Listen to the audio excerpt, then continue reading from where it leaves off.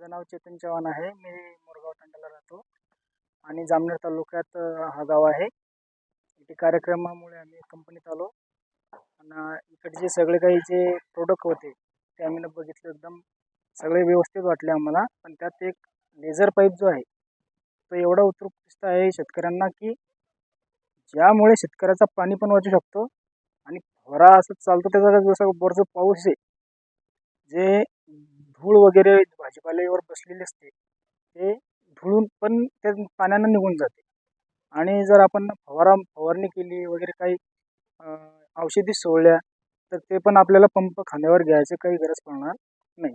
हे ते पाईपाचं एकदम उपयुक्त आपल्या शेतकऱ्यांसाठी आहे. याचा वापर केल्यानं बऱ्याचशा लोकांना असं फायदा होईल, किंवा जमिनी असं टेकड जमीन आहे किंवा तिरपी तारपी जमीन आहे ते माती अशी वाळून जाते. आपण जेव्हा शेतकरी पाणी सोडतो वाफ्यानं किंवा असं स्प्रिंकलरनं पाणी जर सोडलं तर ते पाणी पण वाचतं आणि ते माती होऊन जात नाही. याच्यात असे अनेक प्रकार आपल्याला वगैरे किंवा हरभरा जे असे छोटे छोटे पिकं आहे म्हणजे ज्यांची हाईट कमी आहे त्या पिकाला आपण ते लेजर पाईपनं मी कांदा लागवड करणार आहे.